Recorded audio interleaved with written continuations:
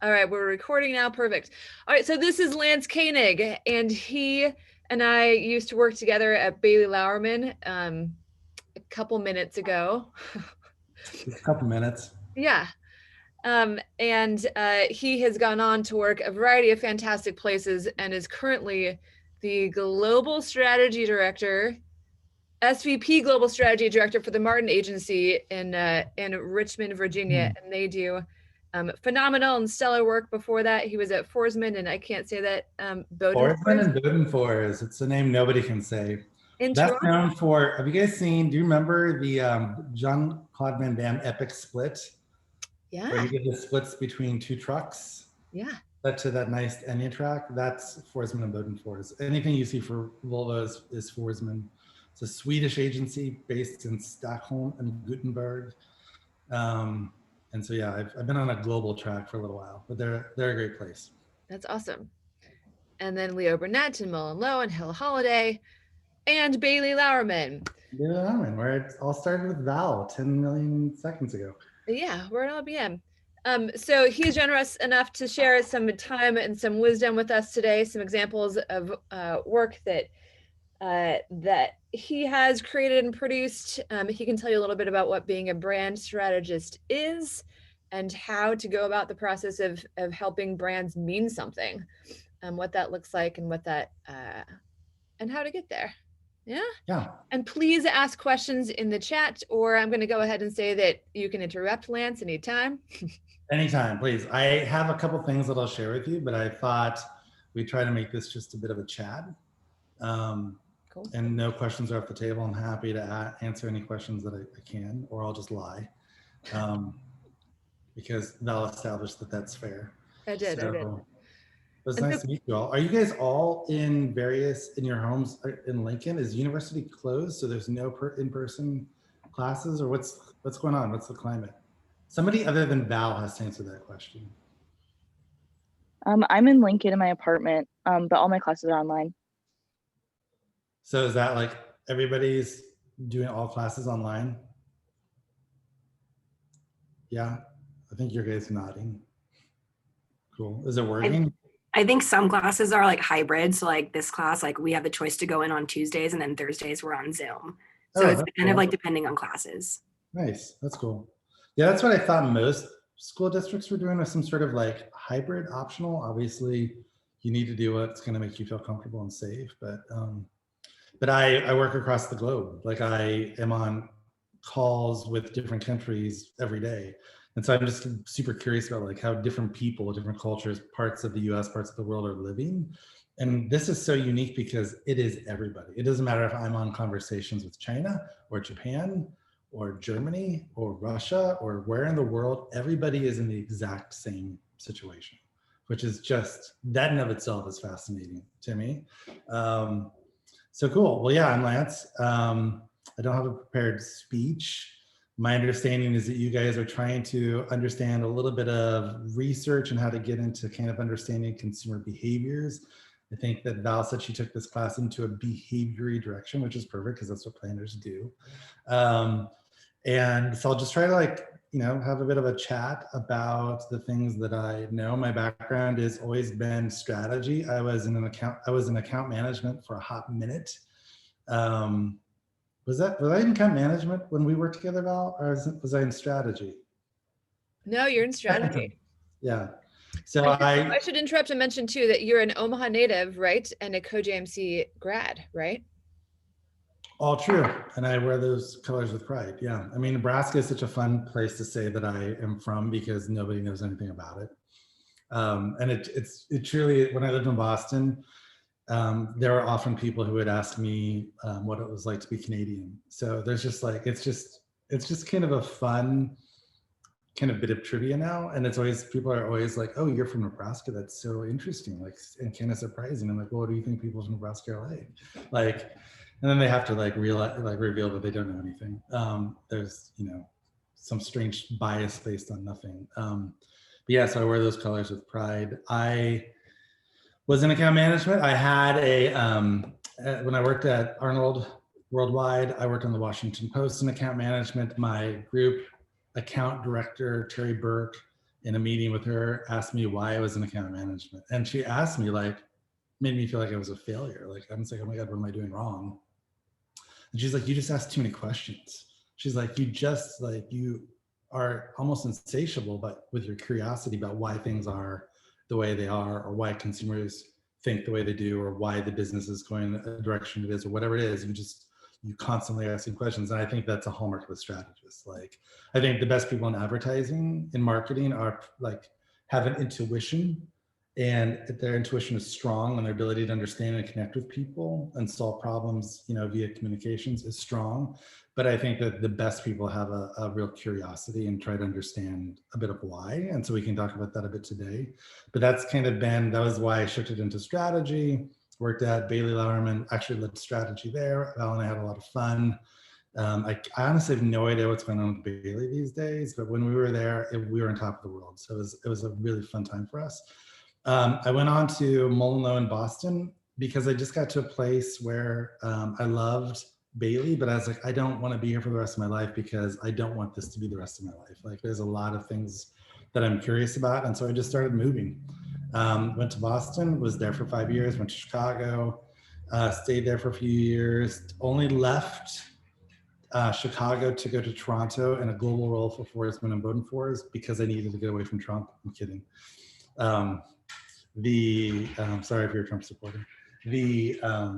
But I've just been like trying to take my career, my curiosity into kind of a global role because I am fascinated how humans work around the world. And it's been a pretty good move. I'm gonna get up occasionally to let my dog out because she just goes to the door and tells me when she wants to go out. Let's talk about consumer insights. Let's talk about getting to know peoples and understanding how to kind of leverage understanding to help our clients connect with them and often solve problems. Is that like the right place to go? Any questions about me before I'm a terrible self-promoter.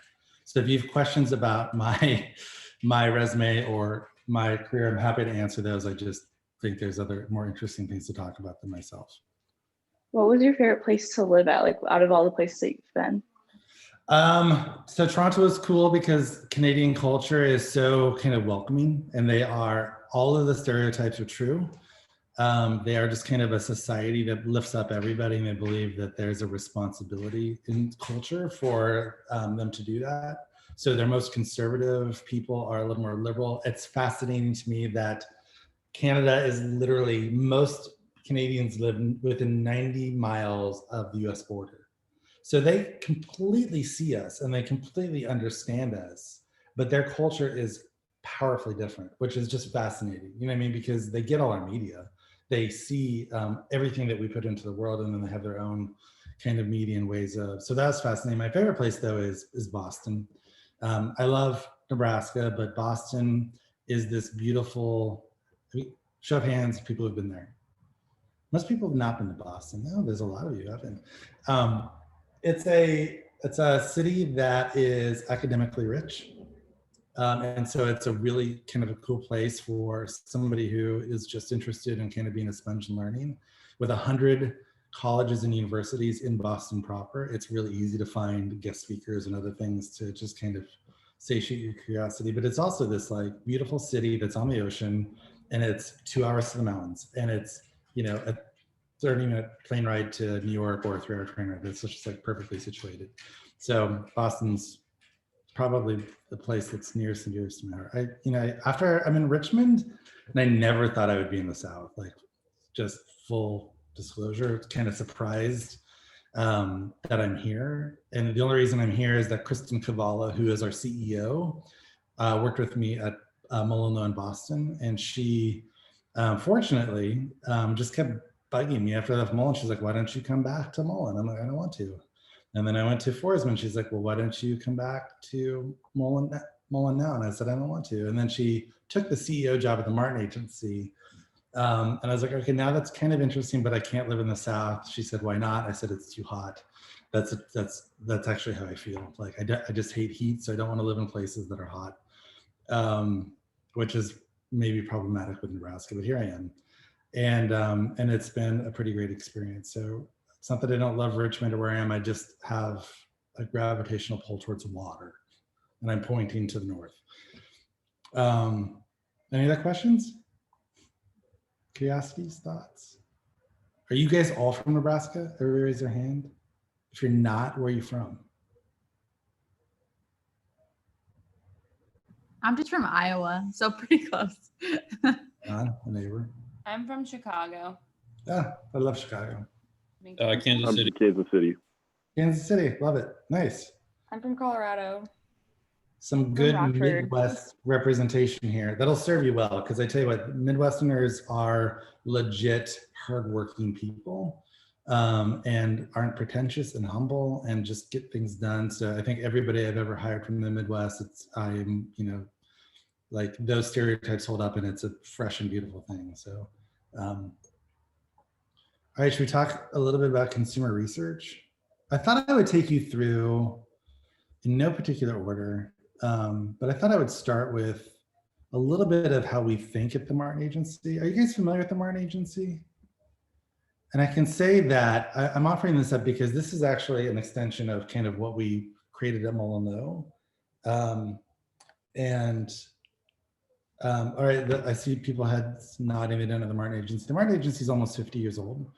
It's an agency that has been around forever, but it's generally regarded as one of the top agencies in the country, and it has been for a long, long time. It is best known for Geico. It's had the Geico account for 25 years. And anytime you see a Geico commercial, it's obviously from the Martin Agency.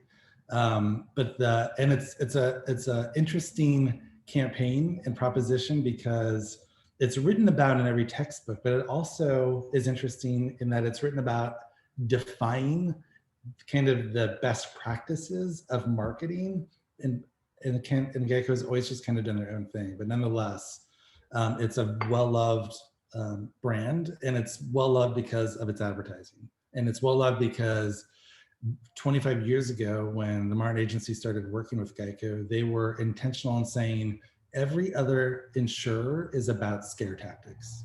Every other insurer paints a picture of disaster and then says, we will be your strength in that storm. And Geico just said, we're not going to go there. We're just going to try to be a little bit more uplifting, and we're just not going to get into the conventions of the category. And it has made all the difference. Not only is it, when it chose to go its own path, has it driven great success for the company, going from a relative obscure insurance agency to the second largest behind State Farm. But also everybody is trying to emulate Geico, like Progressive, like every advertiser in the category is basically trying to steal a page from the Geico playbook. And then there's just fun stats. Geico never advertises in the Super Bowl. And every year when you look at the most loved ads, Geico is in the top 5. And just because there's this halo and how much people generally love Geico commercials.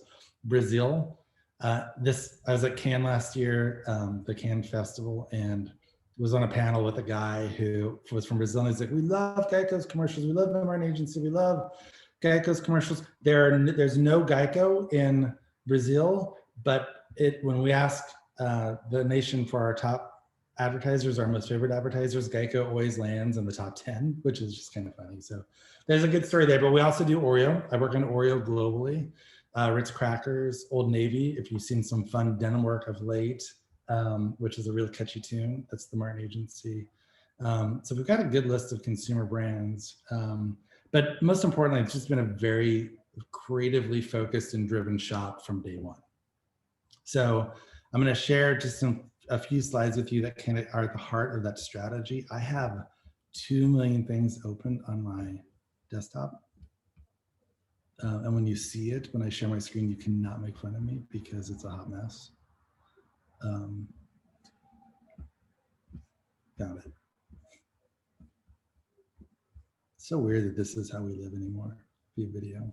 My dog walker will come here in probably 30 minutes and she just is like, do you ever leave that spot? Can you see this? I know I can't see you all. So you just have to like yell something if you want me to stop. So in thinking about consumers and thinking about creating strategy and thinking about driving impact, which is a word you'll hear often for the brands that we represent or do marketing for, there's this notion that you need to get it right? You want to get it right. You want to make sure that the message is just right, that it's, strategically sound. And that's all well and good and important. But I think that we all have to recognize that the stat is something like 80% of advertising is basically ignored. Like there's no recall for it. It's wallpaper. It's just easy to look past it. If I, had you watch a commercial break just kind of casually the way that you would in your home right now and ask you quickly, what did you just see? You wouldn't be able to remember anything.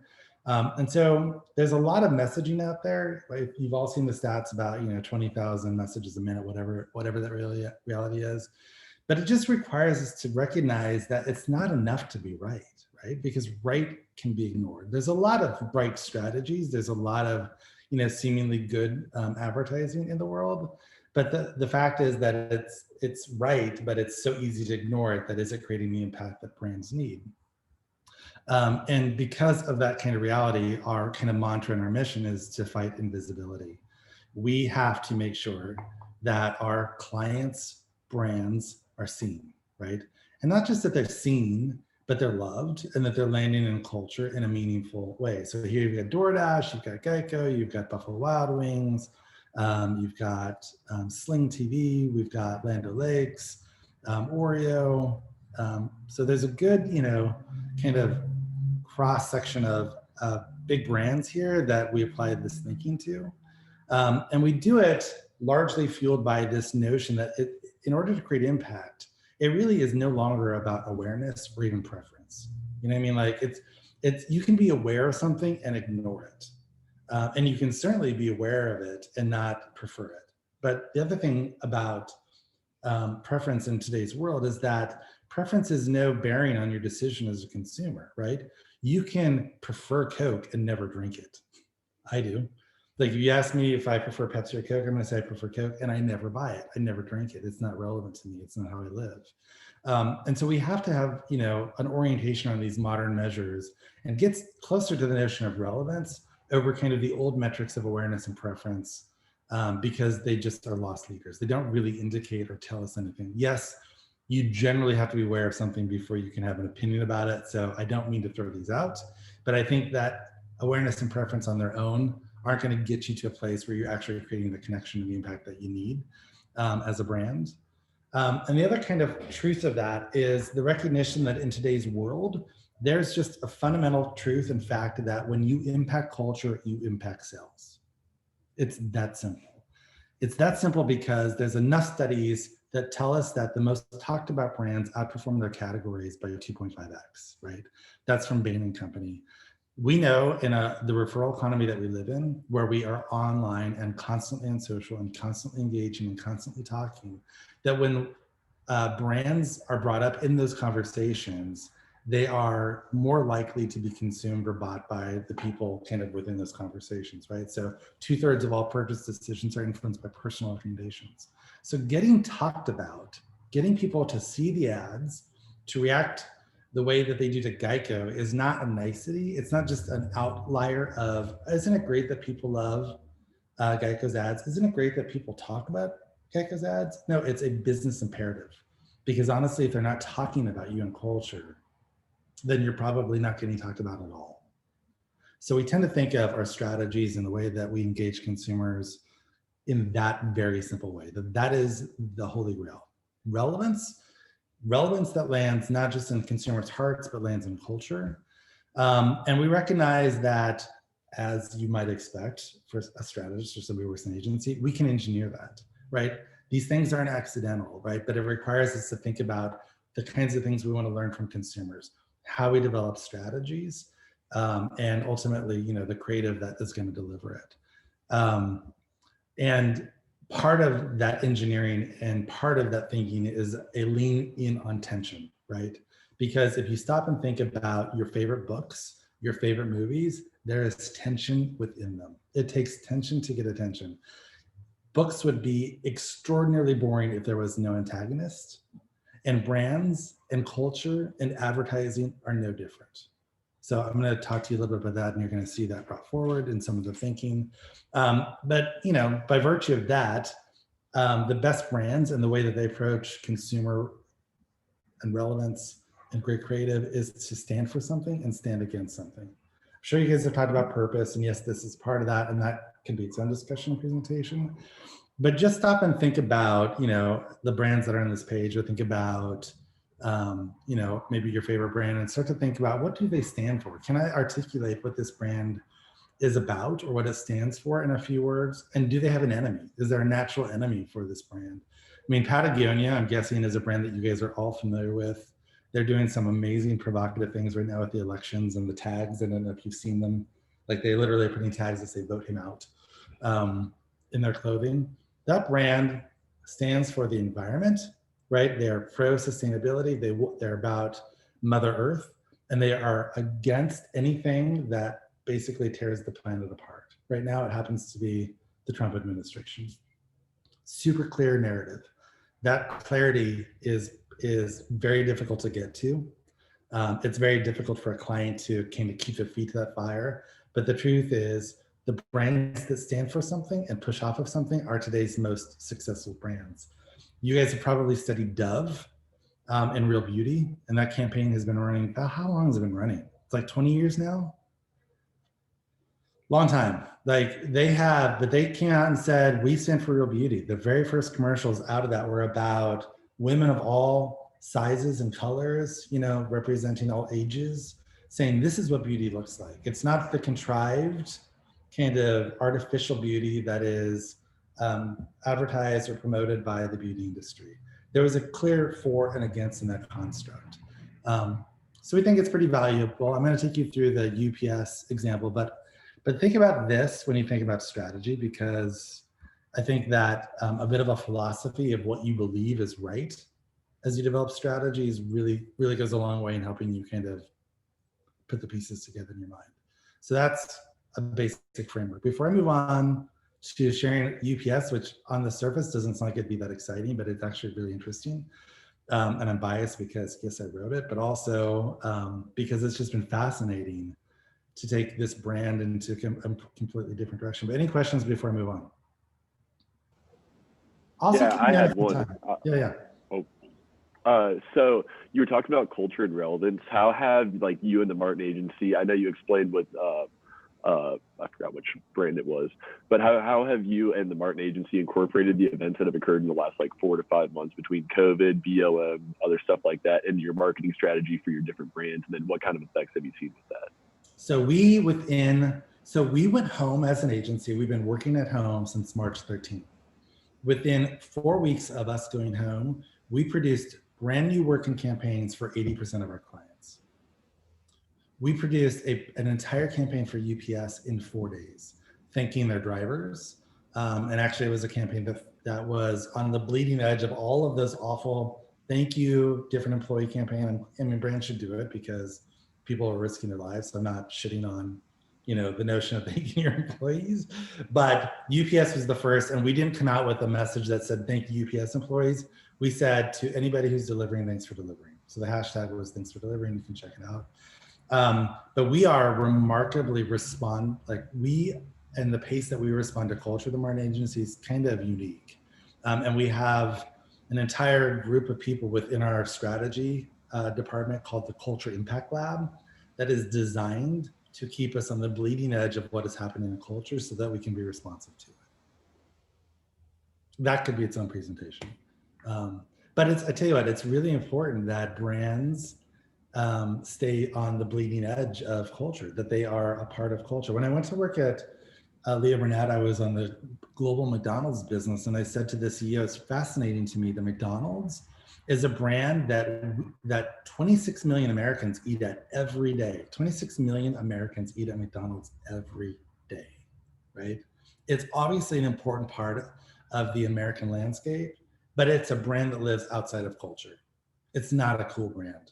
It's a brand that most people will tuck the McDonald's bag into another bag as they walk away after they've picked it up. Or they will eat in their cars by themselves on the drive-thru because they don't want to admit that they eat there.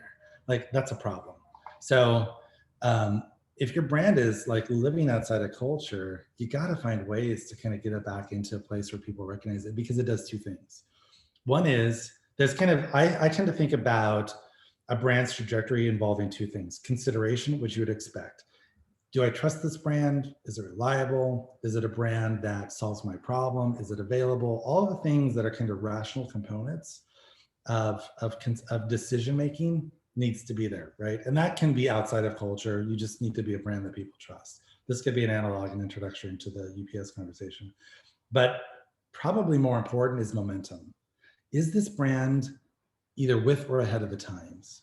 Is this a brand that is kind of finding new ways for people to live and consume? Are they solving problems of the category?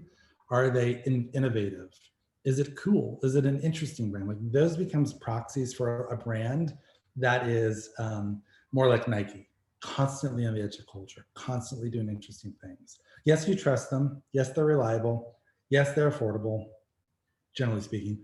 But it's the momentum measures that keep Nike fresh. And so we have to think about culture in terms of delivering on that kind of brand momentum. It's a long answer. Does that answer the question? Does that make sense? Cool.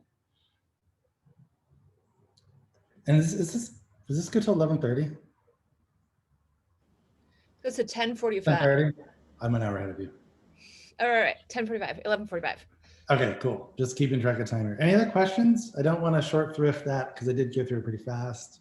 Now, every agency has a different philosophy. You're going to see, as you go, I'm assuming, as you go into different marketing and advertising organizations, everybody has a different philosophy. I'm not peddling one is better than the other. That's ours. It's proven, pardon me, successful. I've basically used that formula now in 3 different shops, and it just drives better, more interesting work. The momentum and consideration that I just took you through, we actually developed a brand relevance score for UPS to help them get past this consideration bias and get to a place where they recognize that, and I will use this as a segue, that when we go out and talk to consumers about UPS, they say things like, I want you guys to describe UPS for me. Just in a word or sentence, like what comes to mind. And I will not be offended. And I'm going to share with you something that probably is very well aligned with your perceptions. But what do you think of when you think of UPS? Brown. Somebody just say something like, just be honest. What do you think? I mean, the fact that you don't think is maybe its own issue, but are there any associations? Sorry, somebody's going to say something. I was saying, I feel like they're more careful than like I've seen like videos of like other companies just like throwing their boxes at the door, and then like UPS is always the people that like set it nicely down. They're careful. Yep, I agree with that.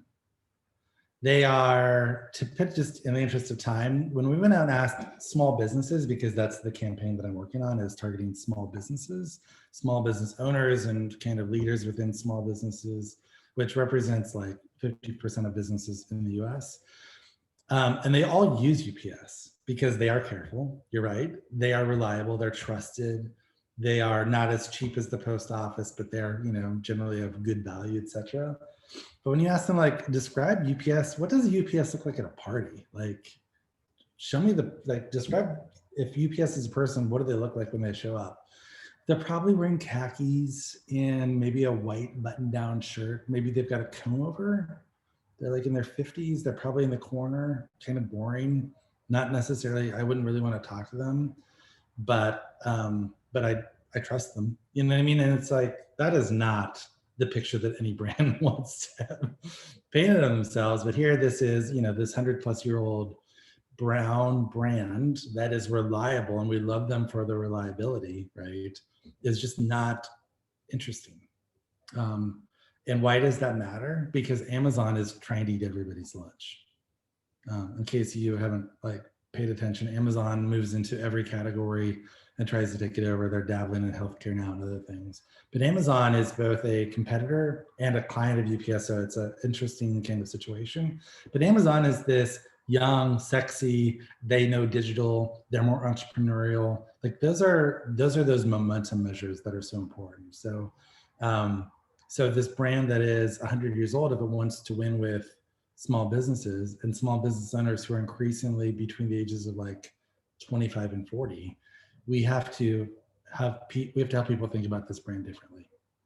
So I'm going to take you through like it's a high level deck that we actually wrote for the new CEO who started in June, just to orient her to this campaign and the things that we're trying to do, some of the things we learned. And I'm using this because the narrative is there was our desire to grow with small businesses, right? That's our strategic growth imperative. I'm very precious about that. I want to, everything that we do for our clients, I want to be able to track it back to growth. What am I trying to do for the business? What am I trying to sell? What needs to be done? So they're trying to grow their relationship and amount and volume of shipping with small businesses. Research revealed kind of some things about them that I'll share with you, but also it revealed this problem that we needed to like just face, that we're seen as kind of the reliable, but not necessarily cool or sexy brand. And by virtue of that, people just don't think about us. Like their perceptions are dated. They don't know a lot of the new things that this brand is doing for people. So if it's cool, I'll just take you quickly through this presentation. Buried somewhere on my desktop, and I will clumsily take you through this because I've not looked at this deck in a while. We presented this in June.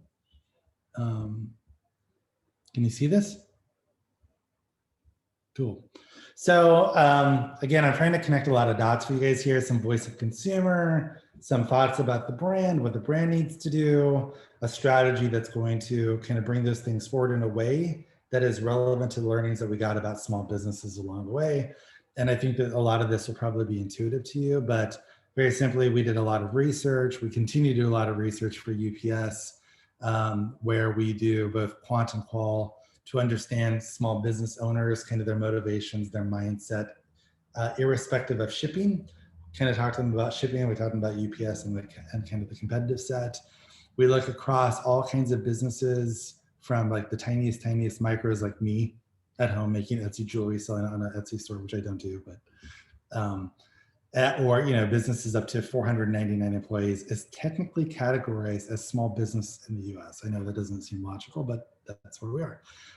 So it's mostly qualitative, but we do quantitative to get into those consideration momentum metrics. I'm not going to take you through that today. That could be a call for another time. There's just 5 kind of big things that came out of that research and all of those conversations that UPS has to think about and that we think about as we navigate marketing. People believe that they know everything there is to know about UPS. I don't really need to know anything else. You ship stuff and you're reliable, full stop, that's enough. I'm not really looking to learn more about UPS. Kind of surprising to small businesses or for UPS was to hear that small businesses think that UPS only cares about large enterprise customers, that this brand is not necessarily friendly to small businesses in the way that the post office is. That small businesses report that it's not easy to do business with UPS because the touch points are inconsistent. And so, whether they are going to a UPS store, which is a franchise, that's not, the UPS company does not run those UPS stores, those are franchise. It's like inconsistent experience versus online versus the app. And there was just a need to kind of clean up the interface with customers. So that's kind of an operational consideration. Competitive threats are gathering. Amazon is speaking every day to their shipping abilities, to their desire to support small businesses. They're also getting into building their corporate reputation. You've seen commercials talking about sustainability, et cetera, that are running right now. And while all of those things might be slightly on the negative, the good news is that this brand has a strong foundation. It is the most trusted, the most respected, the most reliable brand of all the shipping kind of providers in the world. They just trail on this notion of innovative, entrepreneurial, and digital, which I kind of shared with you. This is how consumers described UPS: a hardworking, regular blue-collar guy, probably wearing a flannel and watching sports. UPS knows a lot and has a lot of experience, but innovation can wipe out experience. In other words, Amazon just can come in with one simple solution, and that kind of trusted, reliable nature of UPS is irrelevant. UPS is trying to stay relevant, but probably has a comb over, going back to that comment about who you think of when you think of UPS. So these are not necessarily the images that anybody would want for the brand. I would be shocked if somebody said, yes, we're perfect, there's no need for us to evolve. And so the main thing that came out of this was the need for the brand to kind of hold on to those attributes around consideration of being reliable, trustworthy, professional, respected.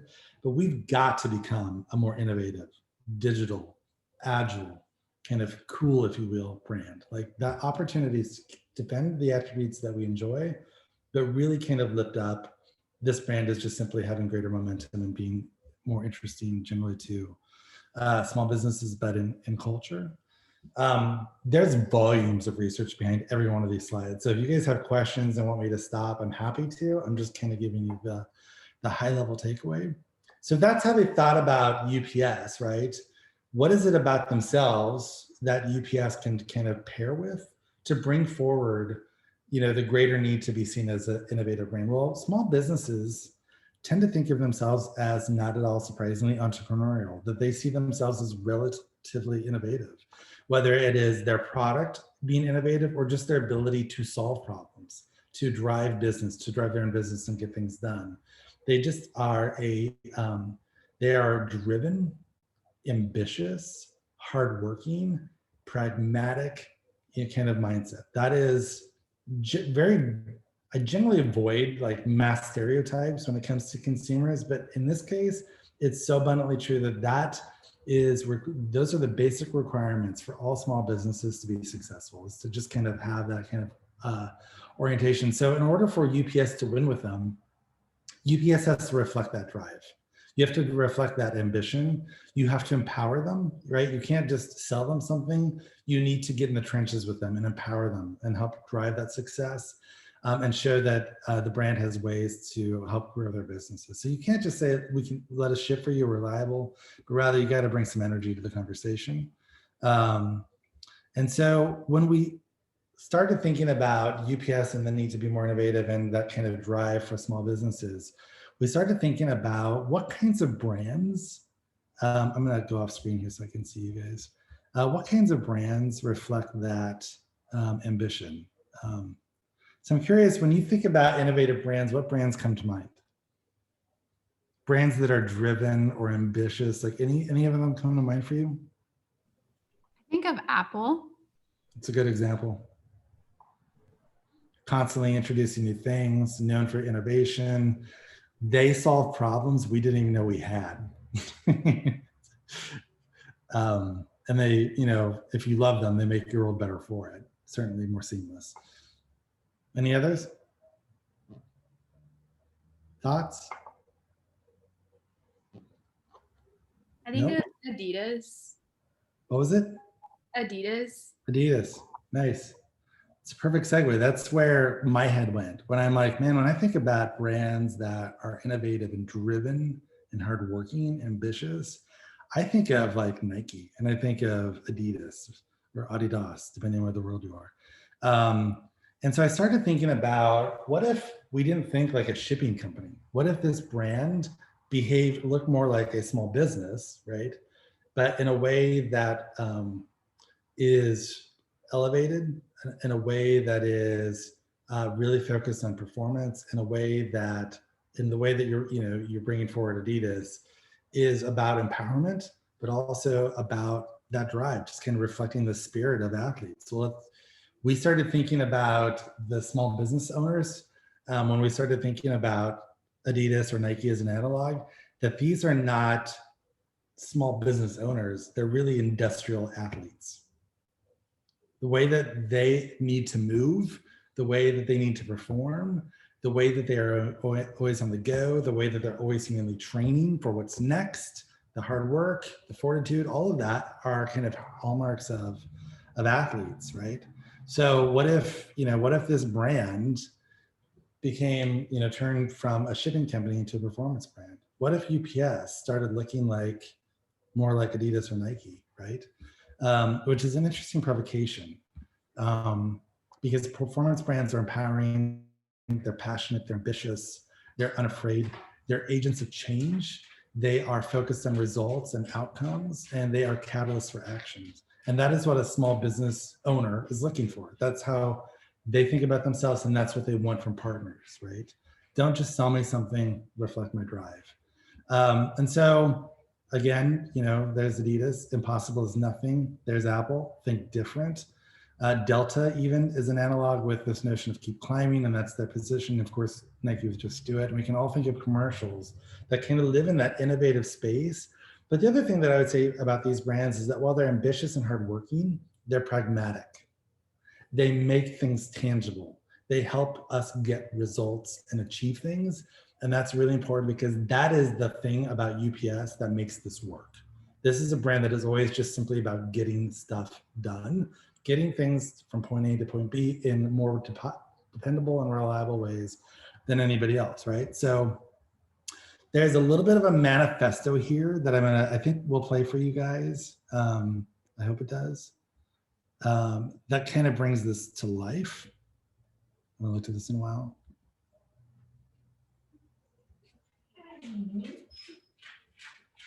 Oh, I take that back. This is not the video. This is just animated for presentation. So I'm going to read you the manifesto that was designed to bring this forward, right? It never stops. The heart, the drive, the ambition to make something different for yourself, by yourself. The desire never stops. Neither does the grind that it takes to do it. You wish you could bend time to your schedule, make the world both smaller and bigger.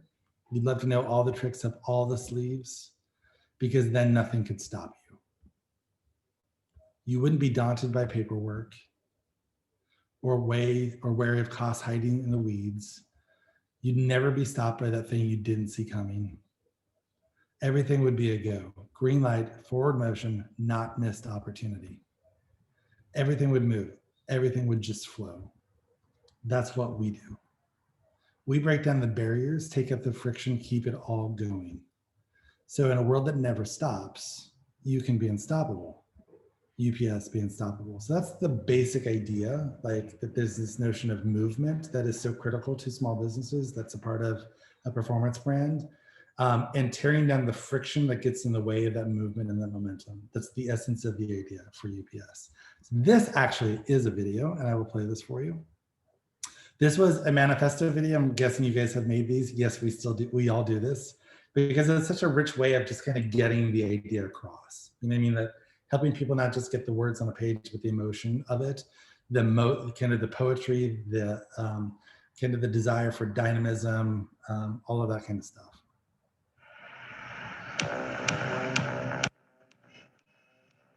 When everybody else was talking about making it happen and dreaming about making it happen, you were actually making it happen. And guess what? They're still talking about it, and you're still doing it. Still leading, still grinding, still smashing old barriers and new fears, still learning as you go, still moving, still grooving, still zooming, still never satisfied. The only thing you don't do is stop. And we're the same. Still proving, still guiding, still rising, still learning as we go, still leaping, still making it happen, and still in the trenches right by your side. You are the one who makes this whole world turn. So be bold, be powerful, be unstoppable.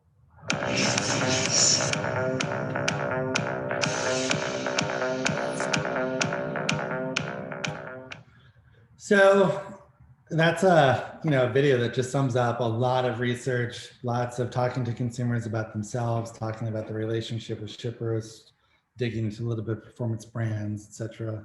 And when we played this back to consumers, I can honestly say that to small businesses, not to consumers, I honestly have never seen such a positive reaction to anything in my life. Like I look at this, I'm like, it's good, but they were like, yes, that's who I am. I am that ambitious. I am that driven. I do work damn hard. I do need somebody in the trenches with me. And so all of the things that we wanted them to play back in terms of thinking about UPS and seeing themselves reflected in it, check. The other thing that was really fascinating about it is that they're like, this is a completely different UPS. This is not the UPS that I thought that I knew. And maybe I have not been thinking about UPS the right way. right? And when we said, is it believable that UPS would look and feel this way? Does this like, because they would say this feels like something Nike would do. And we said, was this believable coming from UPS? We asked the question and they said, yeah, of course, because this brand has always been about moving things. It's always been about moving things forward. And so they can take it back to a really simple concept. So from a research perspective, yes, lots of research here too. We went around and had a lot of conversations with small businesses. That's what we heard. This is a video that just kind of captures some of that sentiment. I'll play a little bit of this for you guys just so you can see it on for yourself, since research is part of this.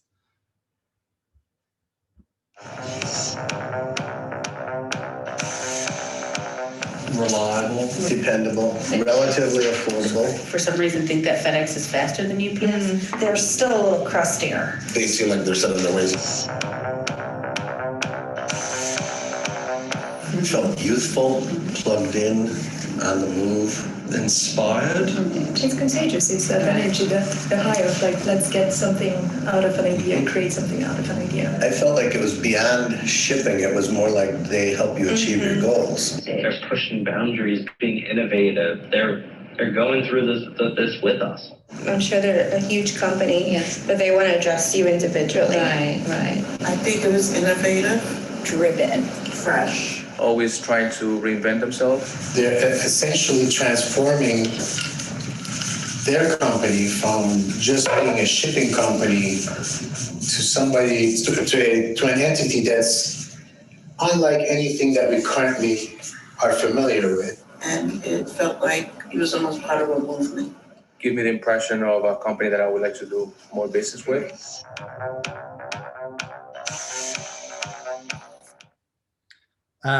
Edited for the CEO, but still very truthful, and the consumer's own words. So they love this idea. I'm just going to kind of go forward into show you some of the work. So this is largely digital. Like we wanted to create a campaign that could kind of meet people where they are. So just tactically, it looks more like this. Every day is another chance to change the world. That's why I don't wait until Monday.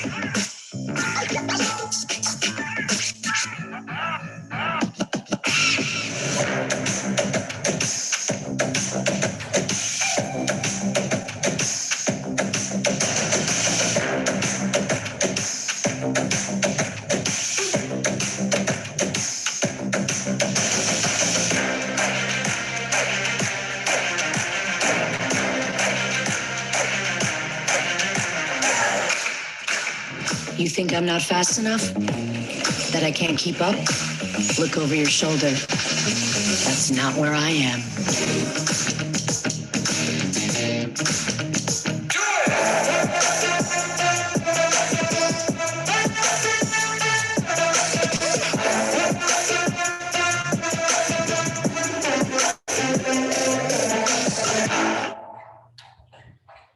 So a little bit different than maybe the UPS that you were thinking about when I asked the question up front about just the dude in brown delivering stuff to your door. But it's been a really, like I'm giving you obviously appropriately the condensed version of it, but I think you're seeing the value of asking yourself, what is it about us that we need to preserve, but also what do we need to improve? Like where is the brand's kind of weakness? In terms of perceptions and its ability to land in culture. And a lot of people never move past that. Like a lot of like marketers, brand strategists, like just stay in that brand place. And if you don't bring forward the consumer into the thinking to reflect them in a meaningful way, I think that you've done only 50% of the work. And so what makes this work so powerful is that it is able to solve the problem that UPS need to have solved, which is we cannot be a brand that is just reliable. That makes us vulnerable to anybody who comes in and innovates, because in today's world, the most innovative brand wins, full stop. Every day we are willing to like buy something new, change the way that we do things because somebody comes in with something more innovative. So we had to bring this brand forward and bring it, make it appear more innovative, cool, digital, etc. But also it was a win because we could do that just by virtue of bringing out kind of the qualities that are self-defining for small businesses, right? Is it a little hyperbolic? Yes. Do small businesses want to see themselves this way? Yes. That's why it's okay.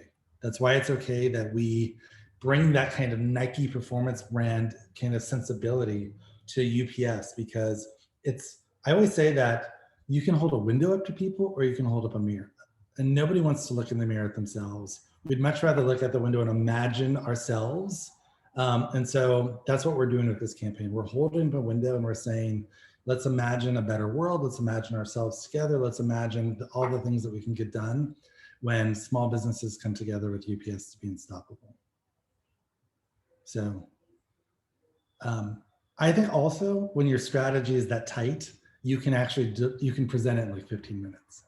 And that should always be the goal, because if you are, Val and I had a client at Union Pacific eons ago, Bob Turner, who I loved, such an awesome, smart guy, and he had the best one-liners.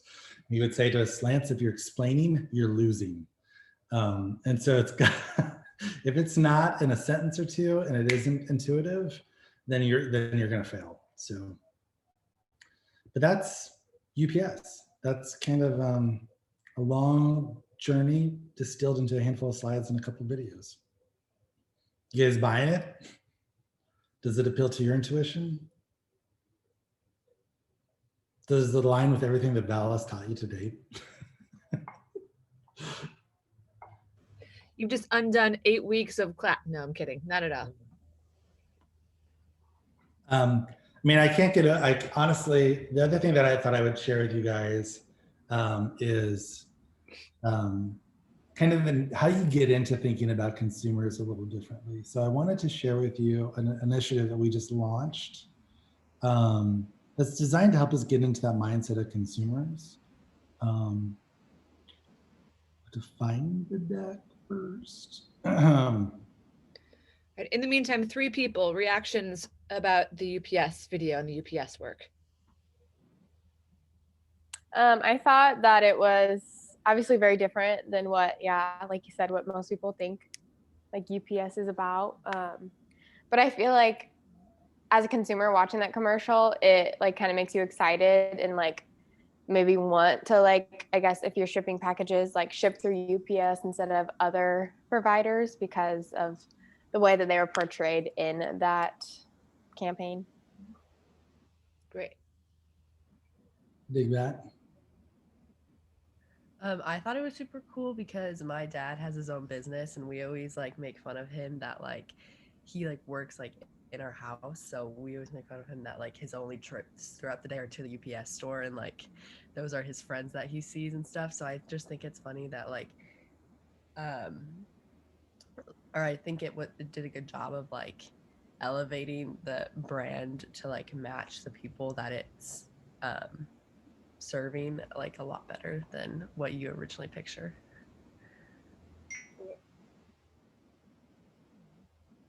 That's awesome. I thought it was cool that it focused on like the consumers and like their small businesses themselves, and like by doing that they kind of reinvented the way that UPS was seen without really messing with it. Yeah, like it wasn't saying that we're not reliable, that we're not these things that you think we are. It's just we're more than. We're not just reliable. We can also help you power through a world that's kind of constantly changing. Cool. I think that's all right. I mean, there's a couple things that came out of that are not the main message to Val's point that are very intentional. One is, you know, the scenes of their small businesses, they have kind of a digital orientation to them. You know what I mean? Like these are businesses that even if they are, you know, repairing something like a motorcycle, you still try to bring forward something that made it feel like it's a little bit more digital, and we're getting credit for that. The other thing that it has delivered in spades is diversity. Like one of the main takeaways is that this feels very diverse. This feels like a brand that is delivering on diversity and inclusion, which is, I mean, we're always striving for that, but for that to be such a prominent takeaway was very cool. I'm trying to find this darn presentation. It's the one I did not open. Any other questions, thoughts? Well, as you're still looking, Lance, I had an interesting thought on what you said at the end there. You said how if you can't voice something in a sentence or two, you're going to fail, or you are failing. One, could you like explain further on that? Because oftentimes you have all this research in this inside, and like explaining it is the reasoning for it, and the decisions you're making. But there's obviously there's usually there should be a lot to it, that supports it. So how like bridging the gap of explaining all of that and showing all of that you did find in those insights and those research, findings, but also still like keeping it, short and simple. That It's that's what you were. Oh, you cut out there.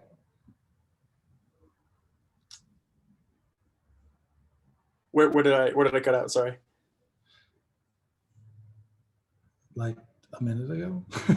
well, but just kind of like so. What like the bridging point? What is the bridging point between keeping it concise to be successful, but also still providing all that all those insights and those findings that you do find that resulted in directed your decision, like while still including those but keeping it concise to still be successful? I think it comes down to distillation. Like I always try to imagine, what do I think that people know? And rather than pretend like they've never heard things before, I try to just kind of like, I'm sure that we all have this orientation. So rather than give people the long form, I just kind of I give people headlines, but it really comes down to a slide like that said, reflect the drive of the small businesses. I don't remember the other 2 points, but there's only 3 bullets on that slide that were enough explanation for people to understand a little bit about small businesses. But it's knowing your audience. In this case, I'm talking to a type A CEO. But I think that it really just comes down to a very simple distillation. And I think that you should be able to fit it into a brief or into a single kind of like overview document that can just be a page. I think that you have to do all of the work to get to a place where you are able to kind of put it into a page.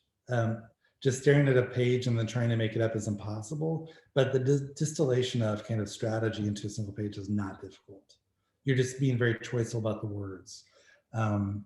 So I don't know if you guys write briefs, if that's a part of this class or that's a different class, but the value of writing a brief is to do the work to be able to get to a place where you can actually put your thinking into something very short and simple. So distillation is kind of everything. I mean, I sat through this year on Oreo from a different agency. It's not an indictment. They did kind of a strategic recap that was 62 pages. And you're like, this is not necessary. Like, kind of know your audience, basically. It's not easy. All right, I cannot find the presentation, but I know where this lives. So I'm just gonna share this with you guys. Because you can access this and kind of roll around in it a little bit if you want to. We earlier this year, kind of as Black Lives Matter was reaching a fever pitch in June, started thinking about, is strategy part of the problem in advertising and marketing? Like, are we doing enough strategically to get people to think about some of the tenets around visibility, like making sure everybody's represented, diversity, etc. And it's not just, I think that the industry tends to like reflect diversity just by casting. And I think that as a strategist, if that's where you're leaving it, if you're leaving it to production and you're thinking, leaving it to somebody else to decide, like, do I have an Asian person, a gay person, a woman, and a Black person, then you've done your work. It feels like we're just not doing enough, right? The world is moving into an incredibly rich place where if you don't know the stats around, kind of where we're headed as a nation, the last white majority has been born. Like, if you're born as a white kid today, you will not be the majority when you graduate from high school. So we are becoming a more diverse and an even more rich country that we as a strategy community have to reflect. It's our responsibility. And so we created what we call the visibility brief that is designed to, as you think about strategy and you think about consumers and getting to know consumers, I'll let you guys dig into this. It's on our website. It's also on LinkedIn. You can find it just with a quick Google search. There are prompts in there across, consumer, category, culture, community, which is obviously the different communities that people belong to, as well as category. So we're taking the kind of the 4, now 5 C's, and we're asking ourselves strategically, what kinds of things should we be asking? So there's kind of the typical questions, or the questions that I think we're all trained to think about. Who is my growth consumer? What are the psychographics, demographics, et cetera? But then there's the visibility questions, which are about kind of digging in a little bit deeper and understanding the kinds of consumers that we need to connect with. Thinking about whether or not diversity and inclusion is represented within the category, et cetera. So check this out. Kind of go through and see if it's at all helpful in terms of understanding different approaches and ways of thinking about getting at strategy, and getting at understanding consumers, looking at the category in a way that is, I think, probably the most modern way of thinking about it right now. That doesn't preclude you from creating kind of a custom way like we did for UPS and thinking about what do I need to know? How do I dig into this? It just is a way of bringing forward greater sensitivity that I think in today's climate can be a really rich way of writing strategy. Maybe to that end, I'll show you very quickly the new Ritz cracker positioning that we rolled out earlier this year, because it really is leaning into culturally this kind of an opportunity. But any questions while I'm digging? Because if you ask questions, it buys me time.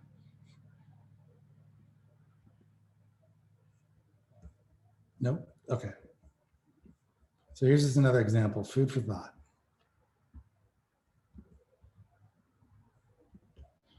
You guys all familiar with Ritz?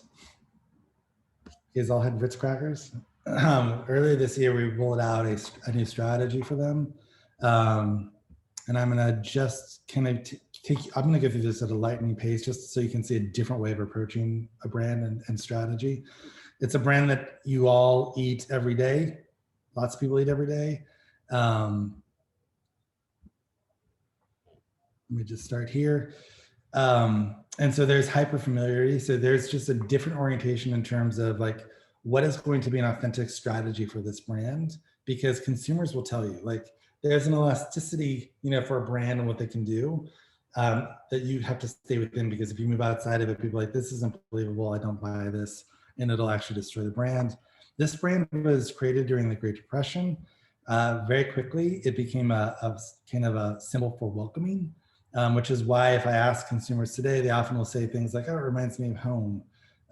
It's always at family holidays and celebrations. It's always greeting me at Thanksgiving. Like, there's just kind of a hyper association of Ritz with home, and somebody putting out a tray of Ritz crackers with like different ingredients on top of them. That is kind of an American psyche. And that is not accidental. This brand has been living in this kind of social space for a long, long time.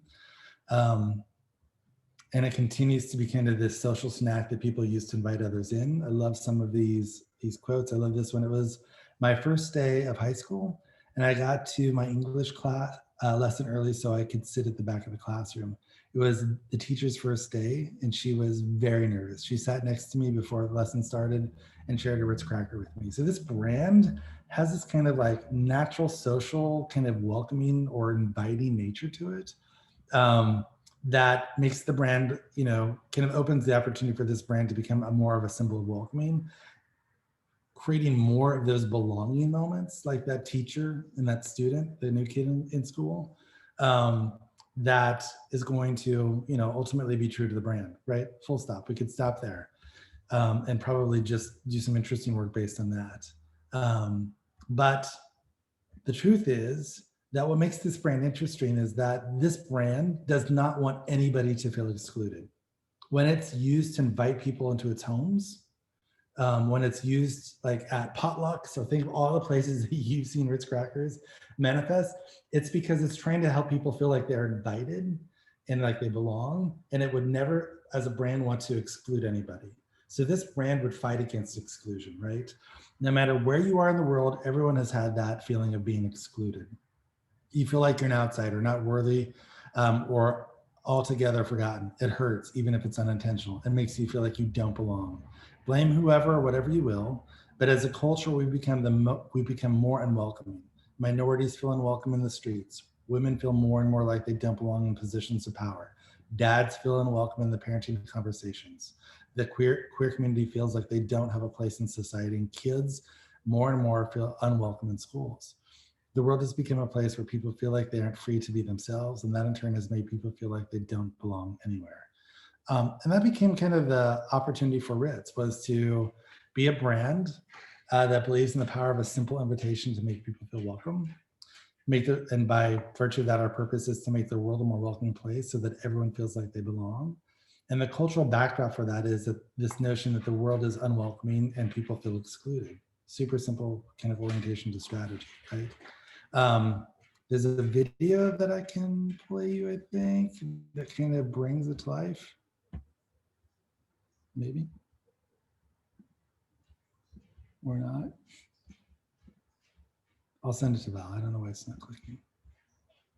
But there you can see, like, rather than go at it straight from a consumer sensibility, we talked about what is this brand's role in culture? Like, what is this brand's role in people's lives? And how do we start to synthesize that into a simple thought that can be married with something that is meaningful in the world or meaningful in culture?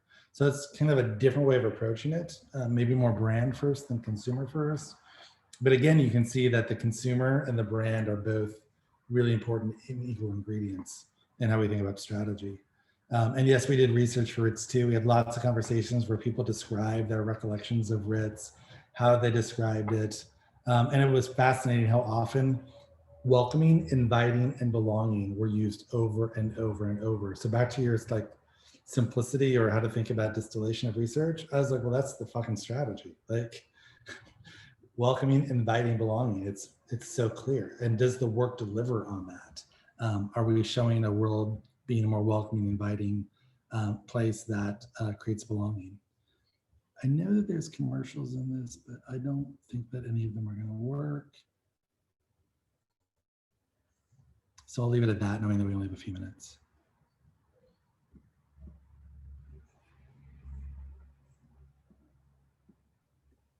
What's your favorite or most proud project that you've worked on?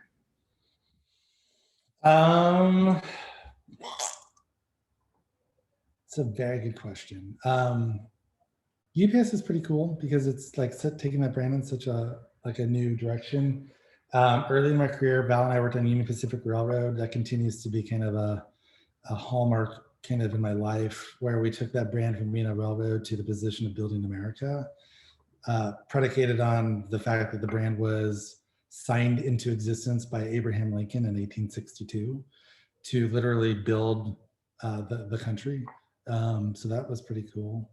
If you ever saw, it's been like 5 years old, but we did a really cool American Greetings video for moms for Mother's Day.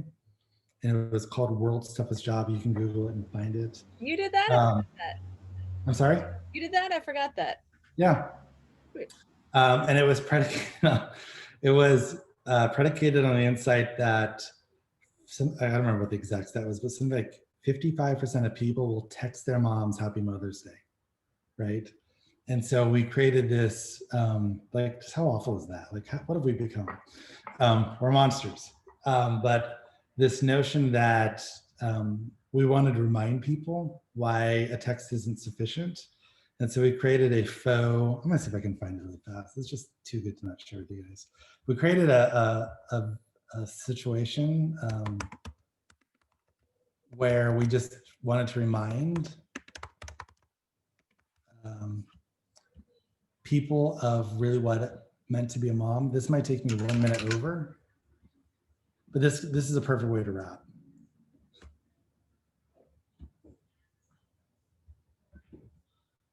Because the insight was so simple.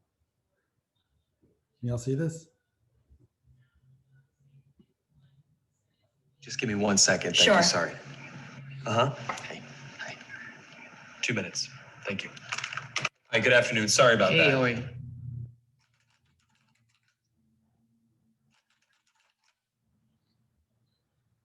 Hi, nice Hi. to meet you. Nice to meet you as well. Have you ever done one of these interviews over the camera before? No. Well, let me tell you a little bit about the job to get started with. It's not just a job, it's sort of probably the most important job. The title that we have going right now is Director of Operations, but it's really kind of so much more than that. Responsibilities and requirements are really quite extensive. First category for the requirements would be mobility. This job requires that you must be able to work standing up most or really all of the time, constantly on your feet, constantly bending over, constantly exerting yourself, a high level of stamina. Okay. That's a lot. For how many hours? 135 hours to unlimited hours a week. It's basically 24 hours a day, 7 days a week. I'm sure you'll have a chance from time to time to maybe just sit down here and there, yeah? You mean like a break? Yeah. No, there are no breaks available. Is that even legal? Oh, yeah, of course, yeah. Okay, Yeah. so like no lunch? You can have or- lunch, but only when the associate is done eating their lunch.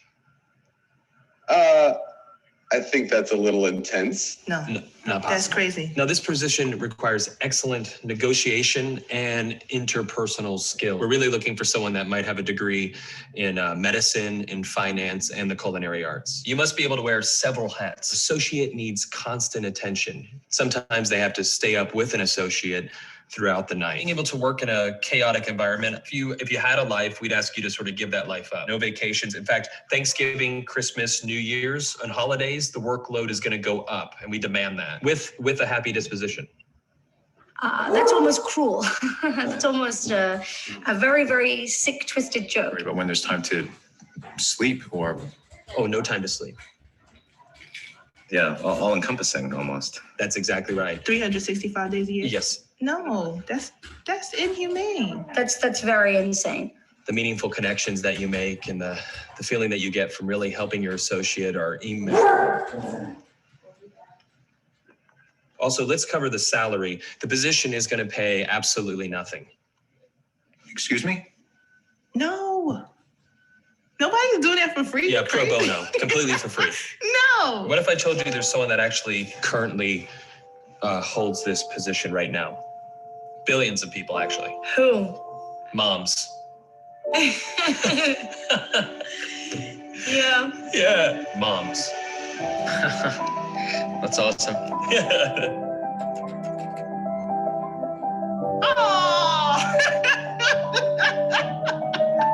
And they meet every requirement, don't they?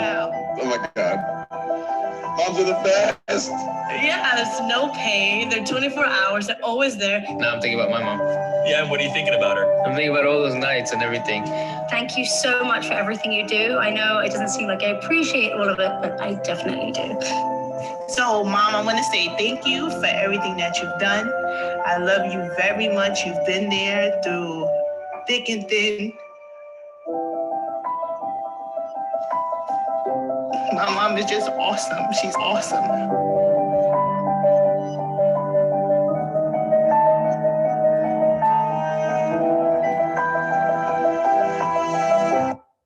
$50,000. I have presented a million times. I can never present it with like dry eyes. Like I always get to the end, even though I've seen it hundreds of millions of times.